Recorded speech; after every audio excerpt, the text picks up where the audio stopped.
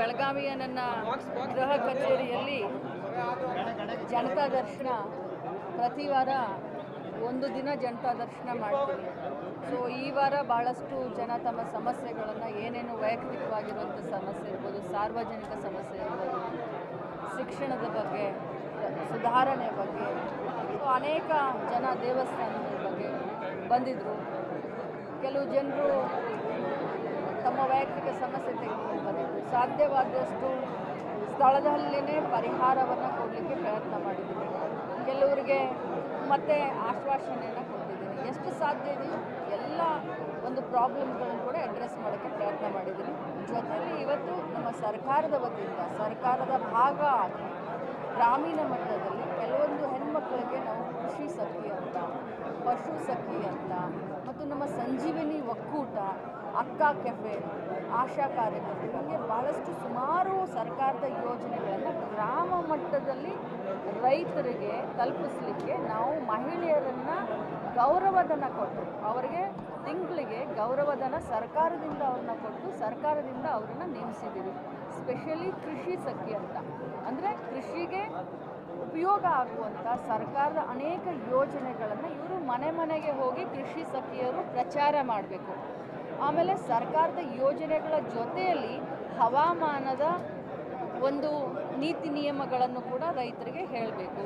ಸರ್ಕಾರದಿಂದ ಬರುವಂಥ ಎಲ್ಲ ಸಬ್ಸಿಡಿ ಆಗಿರ್ಬೋದು, ಬೀಜ ಆಗಿರ್ಬೋದು, ಗೊಬ್ಬರ ಆಗಿರ್ಬೋದು, ಔಷಧಿಗಳಾಗಿರ್ಬೋದು, ಸರ್ಕಾರದಿಂದ ಬರುವಂಥ ಎಲ್ಲ ಸೌಲಭ್ಯಗಳನ್ನು ಕೃಷಿಕರಿಗೆ ಅದನ್ನು ಹೋಗಿ ಮನೆ ಬಾಗಿಲಿಗೆ ಈ ಕೃಷಿ ಸಖಿಯರು ಹೇಳಬೇಕು. ಸೊ ಇವತ್ತು ಅವರನ್ನು ಕರೆದು ನನ್ನ ಕ್ಷೇತ್ರದಲ್ಲಿ ಎಷ್ಟು ಜನರಿಗೆ ಅವರು ಅನುಕೂಲ ಮಾಡಿಕೊಡ್ತಾ ಇದ್ದಾರೆ ಅನ್ನೋದರ ಒಂದು ಪಕ್ಷಿ ನೋಟವನ್ನು ತೆಗೆದುಕೊಂಡೆ. ಅದರ ಜೊತೆಯಲ್ಲಿ ಹೈನುಗಾರಿಕೆಯನ್ನು ನಾವು ಹೈನುಗಾರಿಕೆ ಉತ್ಪನ್ನನ ಜಾಸ್ತಿ ಮಾಡಬೇಕು. ರೈತರಿಗೆ ಹೈನುಗಾರಿಕೆಯಿಂದ ಅನುಕೂಲ ಆಗಬೇಕು. ರೈತರಿಗೆ ಅನುಕೂಲ ಆಗಲಿಕ್ಕೇ ಹಾಲಿನ ಬೆಲೆಯನ್ನು ನಾವು ಏರಿಸಿದ್ದೀವಿ. ಇದರಿಂದ ರೈತರಿಗೆ ನೇರವಾಗಿ ಬೆನಿಫಿಟ್ ಆಗುತ್ತೆ. ಅದಕ್ಕೋಸ್ಕರ ಇವತ್ತು ಪಶು ಸಖಿಯರನ್ನು ಕೂಡ ನಾನು ಇವತ್ತು ನಮ್ಮ ಗೃಹ ಕಚೇರಿಯಲ್ಲಿ ಕರೆದು ಮೀಟಿಂಗನ್ನು ತೆಗೆದುಕೊಂಡೆ.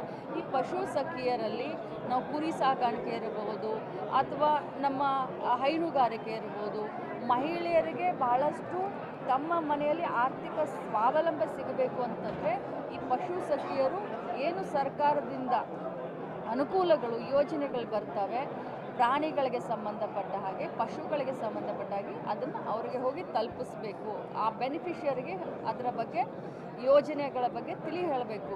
ಸೊ ಅವರನ್ನು ಕೂಡ ಇವತ್ತು ಕರೆದು ಜನಸಂಪರ್ಕ ಯಾವ ರೀತಿ ಮಾಡಬೇಕು, ಯಾವ ರೀತಿ ಅವರು ಸರ್ಕಾರದ ಯೋಜನೆಗಳನ್ನು ಸ್ಥಳೀಯ ಮಟ್ಟದಲ್ಲಿ ಮುಟ್ಟಿಸ್ತಾ ಇದ್ದಾರೆ ಅದರ ಬಗ್ಗೆ ಕೂಡ ಇವತ್ತು ಪಕ್ಷಿ ನೋಟವನ್ನು ತೆಗೆದುಕೊಂಡಿದ್ದೀನಿ. ಇಷ್ಟೇ ನನ್ನ ಪ್ರಾಮಾಣಿಕ ಪ್ರಯತ್ನ. ಬೆಳಗಾವಿ ಗ್ರಾಮೀಣ ಕ್ಷೇತ್ರದ ಮನೆಯ ಬಾಗಿಲಿಗೆ ಸರ್ಕಾರದ ಯೋಜನೆಗಳು ಹೋಗಬೇಕು. ಆ ನಿಟ್ಟಿನಲ್ಲಿ ನಾನು ಕೆಲಸ ಮಾಡ್ತೇನೆ. ಖಂಡಿತವಾಗ್ಲೂ ಇವತ್ತು ರಾಜ್ಯದ ಒಬ್ಬ ಮಂತ್ರಿಯಾಗಿ ಕೆಲಸ ಮಾಡುವಂಥ ಸಂದರ್ಭದಲ್ಲಿ ನನ್ನ ತಮ್ಮ ವಿಧಾನ ಪರಿಷತ್ ಸದಸ್ಯ ಇರೋದ್ರಿಂದ ಇಡೀ ಜಿಲ್ಲೆಯಿಂದ ರಾಜ್ಯದಿಂದನೂ ಕೂಡ ಜನ ಬರ್ತಾರೆ. ಅವರು ಎಲ್ಲರ ಸಮಸ್ಯೆಗೆ ಸ್ಪಂದನೆ ಮಾಡಿ ಕೆಲಸ ಮಾಡೋದು, ಸೇವೆ ಮಾಡೋದು, ಅದೇ ನನಗೆ ಸಿಕ್ಕಂಥ ಒಂದು ಸೌಭಾಗ್ಯ, ಅದೇ ನನಗೆ ಸಿಕ್ಕಂಥ ಒಂದು ಅಧಿಕಾರ ಅಂತ ಹೇಳಲಿಕ್ಕೆ ಬಯಸ್ತೀನಿ. ಮನೆ ಕೊಂಡಸ್ಕೊಟ್ಟಲ್ಲಿ ನಿಮ್ಮ ಕ್ಷೇತ್ರದ ಜನ ನಿಮಗೆ ಕೆಲಸಕ್ಕೆ ಮೆಚ್ಚಿ ಚಿನ್ನದ ಸರ ಮಾಡಿದ್ದಾರೆ. ಭಾಳಷ್ಟು ನಾನು ಕೊಂಡಸ್ಕೊಪ್ಪ ಗ್ರಾಮದ ನನ್ನೆಲ್ಲ ಹಾಲು ಮತ್ತು ಸಮಾಜ, ಬೇರೆ ಸಮಾಜದ ಬಾಂಧವರಿಗೆ ಧನ್ಯವಾದ ಹೇಳ್ತೀನಿ. ಯಾಕಂತಂದರೆ ಈ ಒಂದು ಯುಗದಲ್ಲಿ ರಾಜಕಾರಣಿಗಳಂತಂದರೆ ಬರೀ ಚೀಮಾರಿ ಹಾಕೋದೇ ಇರುತ್ತೆ. ಆದರೆ ಇಂಥ ಸಂದರ್ಭದಲ್ಲಿ ಒಬ್ಬ ರಾಜಕಾರಣಿಯನ್ನು ಒಬ್ಬ ಮನೆ ಮಗಳಂತ ಹೇಳಿ, ತವರ ಮನೆ ಉಡುಗೊರೆ ಅಂತ ಹೇಳಿ, ಅದು ಗಗನಕ್ಕೆ ಏರ್ತಾ ಇದೆ ಚಿನ್ನ. ಇಂಥ ಬಂಗಾರದ ಬೆಲೆ ಗಗನಕ್ಕೆ ಏರುವಂಥ ಸಂದರ್ಭದಲ್ಲಿ ನನ್ನನ್ನು ಕರೆದು ಬಂಗಾರದ ಸರ ಹಾಕಿ ಸತ್ಕಾರ ಮಾಡಿರೋದು ಇದೆಲ್ಲೋ ನನ್ನ ಜವಾಬ್ದಾರಿಯನ್ನು ಜಾಸ್ತಿ ಮಾಡಿದೆ. ಮತ್ತು ಈ ಪ್ರೀತಿ ವಿಶ್ವಾಸವನ್ನು ಇನ್ನೂ ಗಟ್ಟಿಯಾಗಿಗೊಳಿಸಲಿಕ್ಕೆ 2 ಪಟ್ಟು ಜಾಸ್ತಿ ಅವರ ಸೇವೆಯನ್ನು ಮಾಡುವಂಥ ಒಂದು ಹುರುಪು ಕೂಡ ನನ್ನಲ್ಲಿ ಬಂದಿದೆ. ಸೊ ಈ ಮುಖಾಂತರ ಇಷ್ಟೇ ಹೇಳಲಿಕ್ಕೆ ಬಯಸ್ತೇನೆ, ಒಬ್ಬ ಜನಪ್ರತಿನಿಧಿ ತನ್ನೆಲ್ಲ ಜೀವನವನ್ನು ಜನರಿಗೋಸ್ಕರ ಮುಡಿಪಾಗಿ ಇಡಬೇಕು ಅನ್ನುವಂಥ ನನ್ನ ಆಸೆಗೆ ಅದು ಇನ್ನಷ್ಟು ನೀರು ಹಾಕಿ ಚಿಗುರನ್ನು ಒಡಿಸಿದೆ. ನಾನು ತಮ್ಮ ಮುಖಾಂತರ ಅವರಿಗೆ ಧನ್ಯವಾದ ಹೇಳಿ